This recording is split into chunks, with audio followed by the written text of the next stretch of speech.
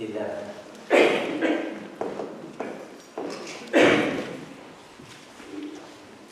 God has made everything beautiful in its time. He has also set eternity in the human heart. Yet no one can fathom what God has done from beginning to end. I know that there's nothing better for people than to be happy and to do good while they live. That each of them may eat and drink and find satisfaction in all their toil. This is the gift of God. And I know that everything God does will endure forever.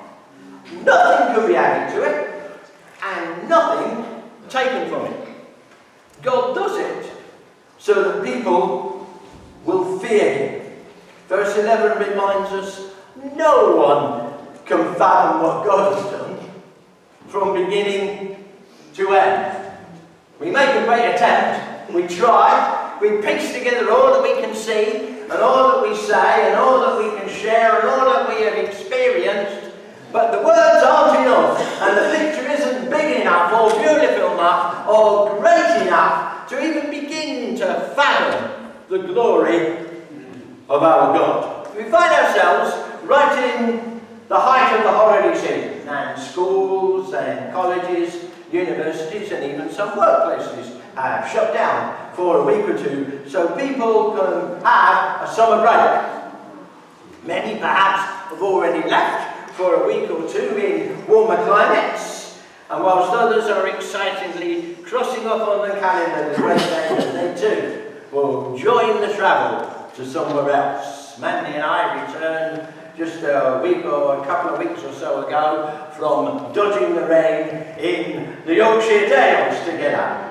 and we had a great time, even though it was a little bit damp. It's sad to say that the UK enjoys fewer public holidays than most of the rest of Europe. Maybe that's something to take up with the government at some point, but probably not just in these economic times. Okay, but we are privileged to live in a resort area where thousands of people come to us every day and every weekend throughout the summer. People join us just to get a break away from it all, and what better place to come than this beautiful town in which God has placed us. It's definitely a fact, a scientifically proven fact apparently, that holidays are good for us, if not always for our bodies. A statistical study in the USA showed that men taking annual holidays were 30% less likely to suffer a heart attack. I don't know how many things have or haven't happened, but apparently so. And for women, the good news is even better. It's you're 50% less likely to have a heart attack if you have a holiday. So there's a message in there somewhere. But all of this had me thinking about the subject. Well, what does God do about holidays now? How does he approach this whole holiday scene? I mean, I went through the pages of my Bible. I couldn't actually see the word mentioned, holiday or vacation. And perhaps the nearest we get to that in scriptural terms is the biblical feast days, when people stopped working and they came together for specific purposes, and families got together, and the whole focus of that was usually to glorify and magnify God. And there is no better exercise on the face of this earth than that. But if God goes on holiday, then what happens to us? Well, he's gone missing somewhere else, dotting around in some other communication. And I thought maybe I might spend a few minutes this morning asking the question, does God go on holiday? And then I came to the conclusion that would be a very short sermon, in actual fact, because the answer is clearly no, it doesn't. We've all worked that out pretty well, haven't we? That God doesn't go on holiday. So I thought a better question then might be, why doesn't he go on holiday? Why does God not take holidays? And so I thought I might share a few thoughts, and again they will be very obvious thoughts, but I found them exciting thoughts, and I shared them this morning. The first thing is, God never takes holidays because he has no need of travel. You and I like to get up and we like to go somewhere else for our holiday. We don't usually go out to tents, some people occasionally do, and in the back garden, but we usually travel to some other region, to some other area, to try and enjoy something different, to see a new place. I have a bucket list, and my bucket list is that before I die, I want to see all the cities of the UK. And I've really worked down the list, and I've got through most of them. What the trouble is, the honest list and the government keep adding to the list, so it grows one at a time, and there are more cities now than when I started. Okay, and so it goes on, and some of them are unbelievably small, only a population of 2,000 or 3,000, and yet they are cities in the UK. I have to seriously tackle Northern Ireland at some point. I haven't made any impression upon that, but that's one of my aims. And so we like to visit new places, or maybe old ones with special memories. I remember that during our holiday season, Mandy and I visited Blarney Castle in Ireland. We did not kiss the stone. We've seen the canals of Amsterdam. We've been on a guided tour around the cathedral of Cologne. And we've even seen the bobsleigh runner Innsbruck in Austria in some of our travels. But I guess it's pretty obvious to most of us that God doesn't need to travel to any of these places because He is already there. He's in all places at all times. The Bible speaks about this term omnipresent. Well, it doesn't actually use that word, but that's what theologians use. God can be in all places at once. How does He do that? I have not the faintest idea, but we can ask Him one day when we see Him face to face. I just only know that it's true, because just as we are worshipping God here and enjoying His presence this morning, so our Christian brothers and sisters on the other side of the world will be doing exactly the same thing, and it will be late afternoon, early evening over there, almost into tomorrow. He doesn't need to travel to universes either. He is already there. He's everywhere. He's omnipresent. In Jeremiah 23, verse 23 and 24, he asks, "Am I only a God nearby, declares the Lord, and not a God far away? Who can hide in secret places so that I cannot see them, declares the Lord? Do not I fill heaven and earth, declares the Lord." So He's all about, always about. We can't get away from Him. I can't imagine for a moment why we would ever want to. But there is no fleeing the face of God. He is everywhere. Psalm 139 and verse 7. Where can I go from your Spirit? Where can I flee from your presence? If I go up to the heavens, you're there. If I make my bed in the depths, you're there. If I rise on the wings of the Lord, if I settle on the far side of the sea, even there your hand will guide me. Your right hand will hold me fast. So the good news for us is that God doesn't go on holiday. One of the reasons is because He has no need for travel. There are no places He has yet to discover. He knows them all, and He is in them all at the same time. So wherever you find yourself today, He is there. We are never by ourselves. We are never alone. We never escape His presence. We never have to handle things single-handedly. He is always at hand. Never too far away to help or to hear you. There is no place that He hasn't seen, and none so far away that it would take Him time to get there. He can and does enjoy them whenever He wants, because He's right on the spot.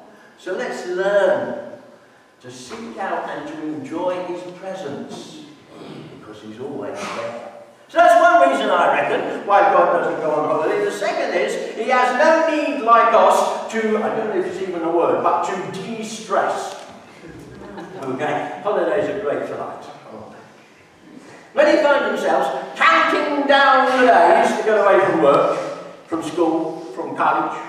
The stresses of employment, the studying, the domestic life, family responsibilities can be debilitating from time to time. And if there is no respite, if there is no opportunity to find some kind of relief, then getting away on holiday provides an opportunity just to leave all of those demanding situations behind, albeit just for a short period of time. It gives us a chance to wind down, to de-stress. So, does God get stressed?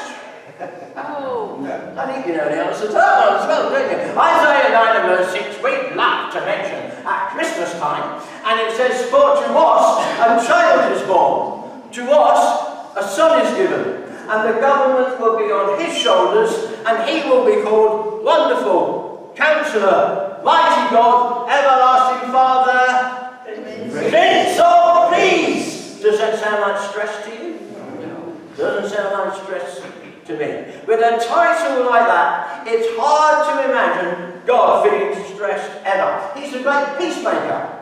He's the wonderful peace broker. He's the eternal peace giver. He is the very epitome of tranquility and serenity. Yes, his anger can be aroused, but it's always righteous, and it never debilitates him. It never diverts him from course. It never unsettles him. He is the one who brings calm. He is the one who sleeps in the boat while the storm is threatening to submerge it tightly. Just rises and says, peace, be still. He's the one who brings rest to those who are troubled. He has no need of holiday to get away and de-stress, because our God is never stressed. John 14 verse 27, Jesus put the words this way: peace I leave with you, my peace I give you. I do not give to you as the world gives. Do not let your hearts be troubled, and don't be afraid. He's the source of peace. It comes from him. He has an endless supply. And if it's peace that you need, then you'll find its origin in him. You don't have to travel to the tropics to discover it. He is at hand, and peace he comes to bring us. He's not subject to getting uptight. That's good news. Or panicking, or desperation, or in despair. He doesn't get stressed. He never loses it. He's perfectly controlled. Why would God need a holiday to de-stress when he's never stressed? That's great news. Everything's under his control. And at those times when we're not quite sure where to turn, when we're feeling frantic, it's great to know that our God is untroubled and his calm hand is on everything. Why does he not take holidays? Because he has no need for change. Let's say change is as good as the rest. If we can just go on a holiday, just down the road, it's a change, it's doing something different. Perhaps it helps in some way, albeit for a limited period of time, to enjoy new surroundings, new acquaintances, new experiences, new ways to pass our days. Holidays grant us occasions to do something a little different than perhaps we wouldn't normally have time for, to get away from the daily routine, to focus our attentions on different things, to live perhaps just for a few days a different kind of lifestyle. And we can so easily get set in our ways. Any breakaway from that normal humdrum routine, and sometimes is welcome. But the Bible tells us that God faces a completely different scenario. The book of the Old Testament, the book of Malachi, in the closing pages in chapter 3 and verse 6, there is this testimony: I am the Lord, I do not change. He doesn't need to. He's perfect already. Nothing changes him. He's always the same. He's immutable. He doesn't have changing moods. He's never indecisive. He never has fluctuating opinions. He doesn't get any older. He who so wonderfully changes us and is continuing to do that so has no need to change himself. He is already perfection. James 1 and verse 17 says, every good and perfect gift is from above, coming down from the Father of the heavenly lights, who does not change like shifting shadows. He has no need of change. He's the source of our joy and strength. His storehouses never run dry. They're never empty. You've been down to the supermarkets recently and seen those empty shelves, stuff you used to be able to get. And where's it gone? It's not there. It's absent. Never happens in heaven. Never happens in heaven.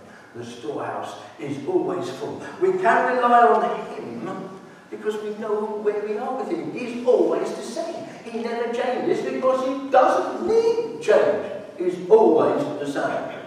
He's rock solid, never intimidated, never fearful, always remaining the same. Jesus Christ, the same yesterday, today, and forever. He doesn't change. He's perfect as he is. Maybe it's good to go on holiday so we can recharge the batteries. And sometimes holidays help us to do that. A few days away help us perhaps to recover from our exhaustion. A fresh outlook, new surroundings sometimes serve to enable us to restore our strength, to refocus, to regain our fitness. After several months at work or toiling away at home or at college, we can be glad just to come out of things just for a short while so that we can recuperate and get revitalised once more. And so a holiday serves a purpose of changing our focus so that we can resume our tasks once more when we return with fresh vigour and with new optimism. So is God affected by any of that stuff? Well, Matthew 19 and verse 26, Jesus said, with man this is impossible, but with God all things are possible. Except when the batteries run down. No, it doesn't say that, does it? Because they never do.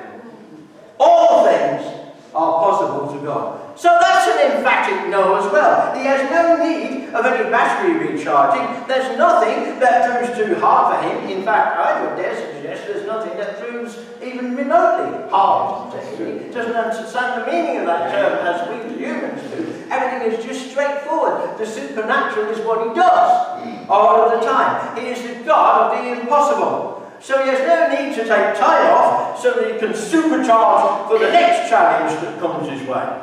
If you look through the Gospels and you see the life of Jesus, and just remember that this is just a pot shot, just kind of a spotlight of some of the things that went on in his life. It's not an exhaustive account, blow-by-blow account of every single day, of every single word, of everything that he ever did. It just gives us some of the highlights and some of those chapters. I mean, I just love Matthew chapter 8. It's crammed full of stuff. It doesn't give the impression of a God whose batteries are running out.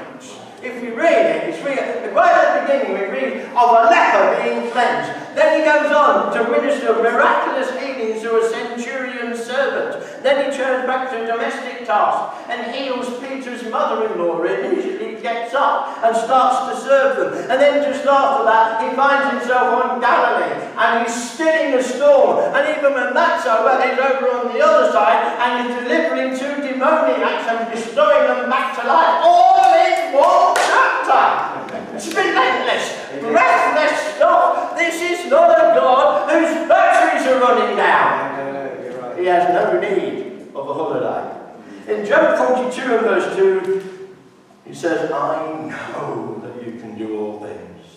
No purpose of yours can be thwarted. So God doesn't have to go missing every so often so he can charge his batteries up again. He can do anything, anywhere, all of the time. He's God and always on the scene. Well, now sometimes it's nice to have a holiday so we can just have a bit of a rest. Does God maybe need a rest? You know the answers to that as well, don't you, in advance? That's a big appeal of holidays for some people. That's the kind of holiday that actually drives me back, But some people love holidays like this where they do absolutely nothing at all. They'll just sit in a chair and it all drift by them. They pay exorbitant amounts of money to travel one side of the world to other and spend an entire 2 weeks exploring on a sun-baked beach or lying beside the clear waters of the swimming pool and doing nothing else. Just resting. If that works for them, that's absolutely right. That's the other God that needs to take it easy every so often. That needs to have a rest. Because after all, we do remember that when those magnificent 6 days of creation were completed in the book of Genesis, that the living God, took the 7th day off. He had rest, it says. So maybe he was tired, maybe he was exhausted, maybe he was worn out. Oh, take a peek at Psalm 121 and verse 3 and 4. God will not let your foot slip. He who watches over you will not slumber. Indeed, he who watches Israel will neither slumber nor sleep. This is not a drowsy, groggy, dozing God, but this is a very alert God who has no need to sleep. Isn't that great? We need it a lot. In fact, we will spend approximately a third of our lives asleep. That's a sobering thought, isn't it? But it's approximately true. For some people, a bit more. For some people, a little less than that. But that's a huge percentage of our lives we're completely unaware of as our heads are resting upon the pillow. But he never even snatches 40 winks. He won't be distracted from his activity. What's that song that we sing about? He says, always working, always working, always working. Behind the scenes, he's always working. He never lets up. He's never away on holiday doing something else. There's not a close for business away on holiday sign or in heaven. He's there available for you and for me and for all of mankind all of the time.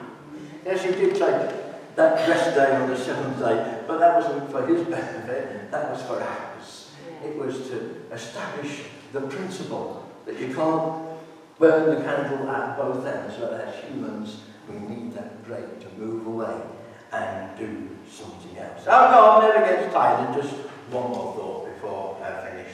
I believe he doesn't take holidays because actually he doesn't want to abandon us. He doesn't want to leave us behind. He doesn't want to leave us just in the charge of the angels where he takes a week or two off, but actually he's there for us all of the time. See, that's one of the problems with taking a holiday from work.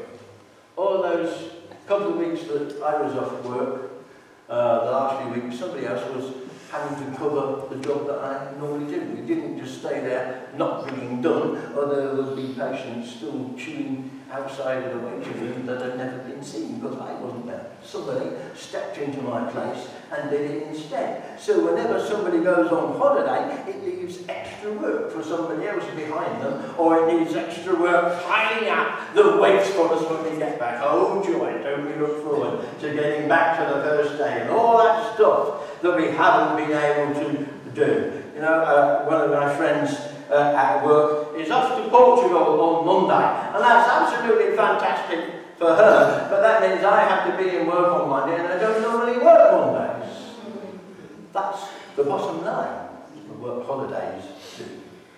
Hebrews 13 and verse 5, God said, never will I leave you, never will I forsake you, brackets, even to go on holiday, close brackets, I put that penny, but the meaning is there. God isn't about to take a holiday and leave us to our own devices. He won't abandon us even for a moment. He loves us far too much to distance himself from us even for a moment. If he were to take, imagine, maybe, well okay, I won't do that. I will take my family with me. Can you imagine?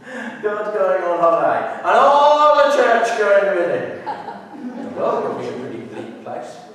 I don't know where we would go. Jesus himself said, surely I am with you always, to the end of the age. These are not the words of a holiday maker, longing to get away from it all for a while. He just loves being with us, being with his children, being with his sons, being with his daughters. That's just how much of a carer he is for you and for me. So I sat back thinking about all of this and I thought, wow, I am so glad God never takes holidays, aren't you? Absolutely thrilled at the prospect that God is always here for us. We have such a tremendous need of him, and it's just marvellous that he is so good that he has no need of holidays, and so that's a good result, a win-win situation for him and for us. We can be with each other all of the time without separation at all. What an awesome God we serve. Never lose sight of what an amazing God he is. He doesn't take holidays because he's not at all like us. He is glorious, magnificent, supreme, has total power and knowledge at his ability. So whilst we take the opportunity to grab some sunshine or visit new places, he remains as vigilant and as industrious as ever, watching over each one of us and working constantly to affect the growth of his kingdom and for our own personal welfare. And it just seemed to me, what can we do in response but praise Him, but worship Him, but honour Him, but glorify Him? Amen.